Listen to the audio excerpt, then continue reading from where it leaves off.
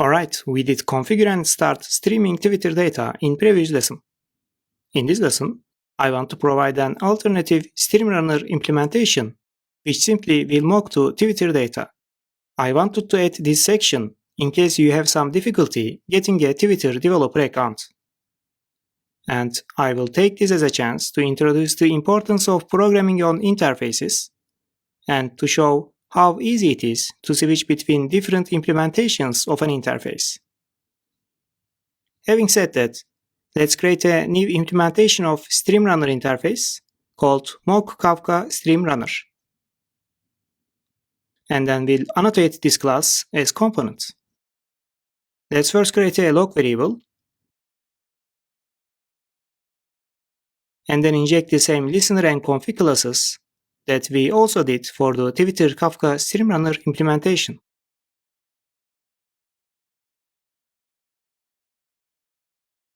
We will again use constructor injection for that.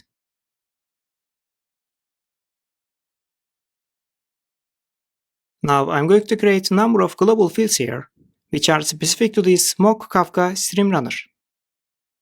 And first of all, we need a random field to use it in construction of tweet text to get random length for a tweet. For the word list that we want to use in tweet text, I will add a list of words from lorem ipsum, which is a placeholder text to create some readable text without a meaningful content. You can check more about lorem ipsum in the lipsum.com.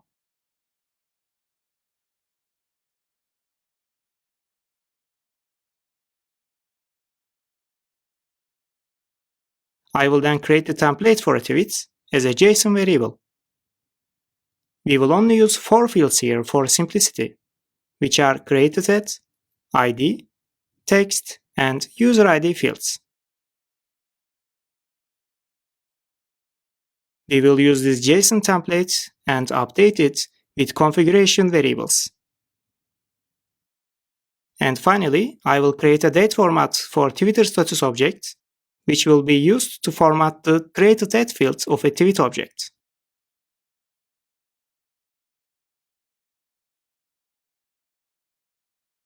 Great! Before implementing start methods, I also want to add 4 new configuration fields in application YAML file. First one will be enable mock tweets, which will help us to change the implementation from real tweets to mock tweets. Let's set it as true here. Then we will set mock min tweet length and mock max tweet length configuration variables to set the length of a mock tweet.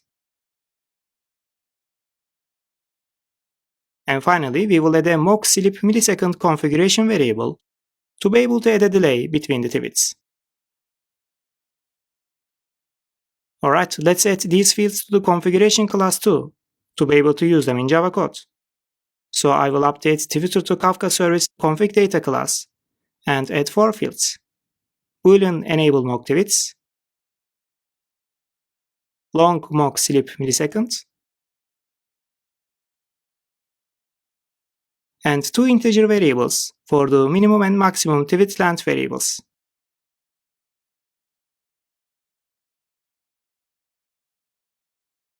Now in the start method, I will read the keywords as well as the mock sleep and mock length configuration variables into the local variables.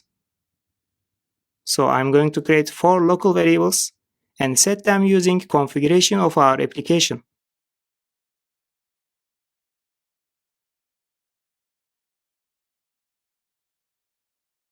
Let's also log that we are starting to mock Twitter stream. And then create an infinite loop to simulate streaming data continuously. I will use Twitter Object Factory create status method, which requires a string parameter as a JSON. So we will first create the local string variable formatted tweet as JSON and set it using a new method, getFormattedTweet, which will take keywords and minimum and maximum length variables as parameters. We will implement this method in a bit. Next, let's call the Twitter object factory createStatus method and assign the result to a local status variable. We need to pass the formatted JSON variable we created in the above line into this createStatus method as parameter. I will now call the Twitter listener's own status method and pass the status object we just created. Normally, this method called by Twitter4G library, but for mock version, we call it in each iteration in our infinite loop. After that, let's sleep for the configured time, so that we will add a delay between tweets.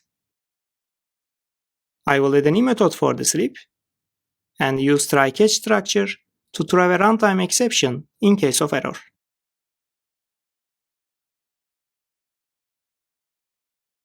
At this point, let's also add a custom exception class by extending runtime exception, and use this class to throw exception instead of using raw runtime exception.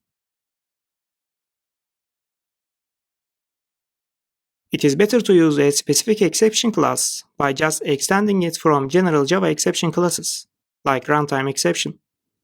This way, we can distinguish the exceptions that are thrown at runtime.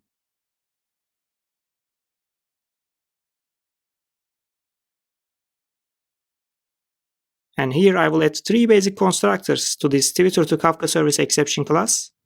One is without parameter. Second one is with string parameter for message. And the last one is with message and throwable parameters. We can now use this new exception class in sleep method to throw a runtime exception.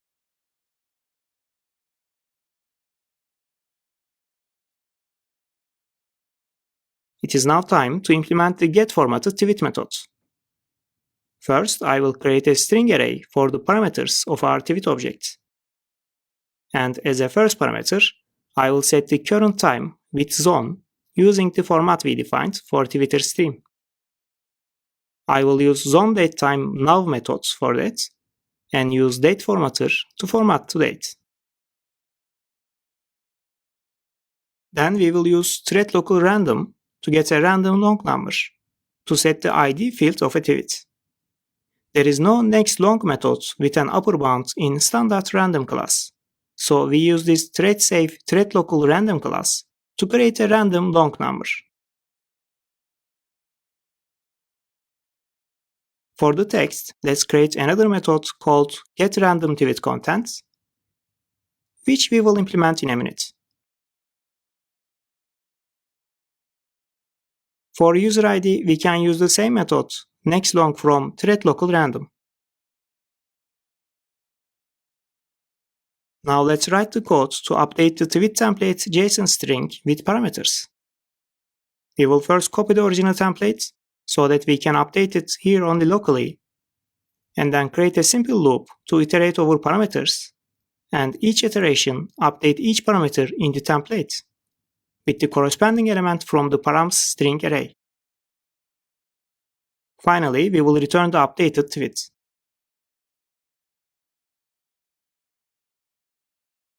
Alright, let's now create a random tweet text using the lorem ipsum words we defined. I want to get a random tweet length between minimum and maximum tweet lengths we defined, so I will use a random integer between the minimum and maximum lengths. So we use maximum minus minimum plus 1, and then add minimum length to get the length in the range. We will use a string builder object to update our tweets in for loop. You could use your imagination to create the content, but I will simply get random words from lorem ipsum array until we reach to length over 2 in the loop.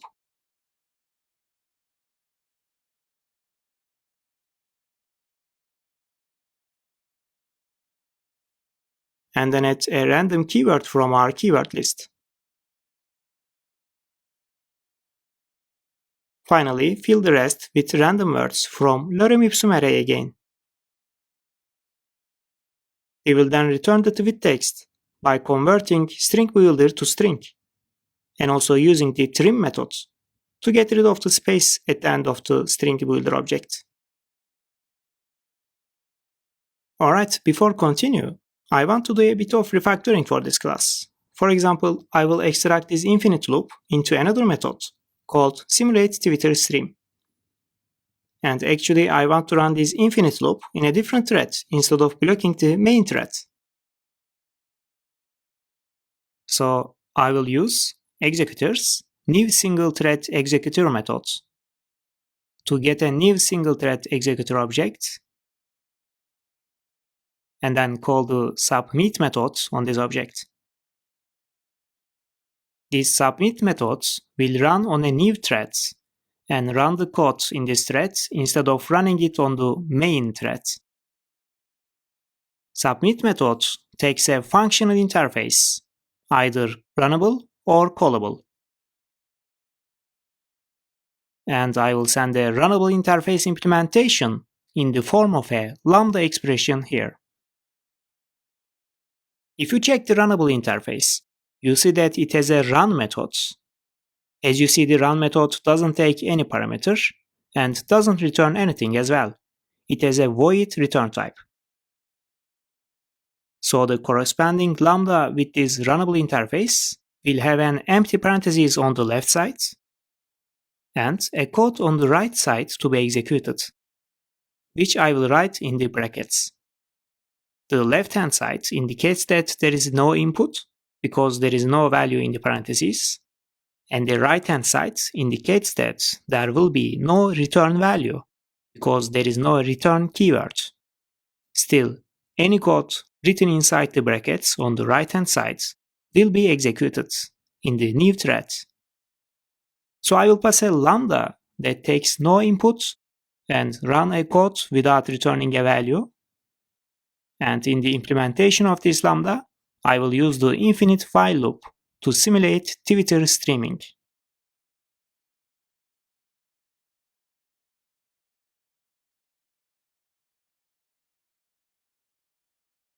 We do not need these throws in the method definition anymore, but we will use a try-catch statement in the while loop inside the thread executor.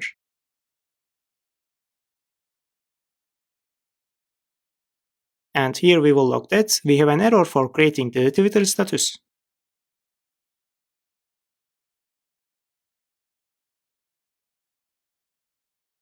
This way we will not block the main thread, which is not a good practice. Note that when we write this lambda inside submit methods, we actually implement the runnable interface. Next, I want to extract the last part of getFormatedTweet method and create a new method called formatTweet as JSON with params.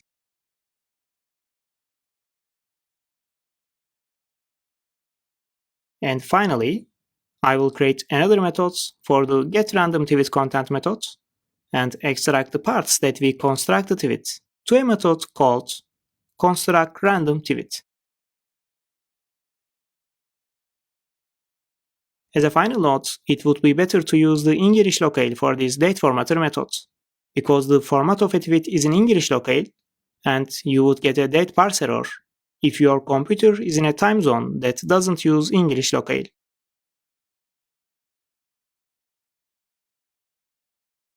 Alright, now the mock implementation is ready. I want to show you how to switch to two implementations easily using Spring Boot. Since we program to interface instead of concrete class, we can easily switch the implementation. I will add a conditional onProperty annotation for mock implementation and add Twitter to Kafka service, enable mock tweets as the property here.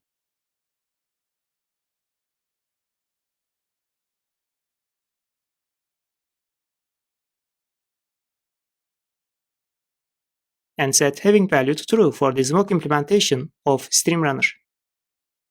We will do the same for original implementation, but set the having value to false. And also set match if missing to true for the Twitter implementation.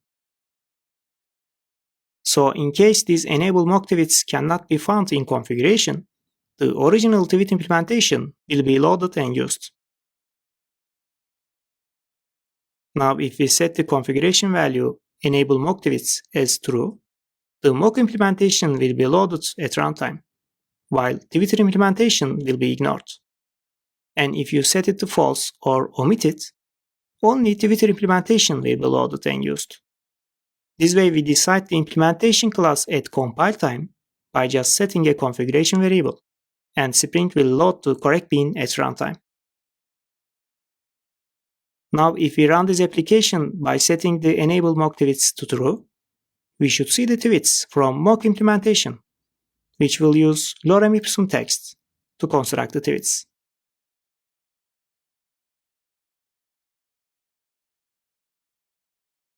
And if we stop the application and change the enable mock tweets to false, we should again see the original implementation results, which will print the tweets from Twitter.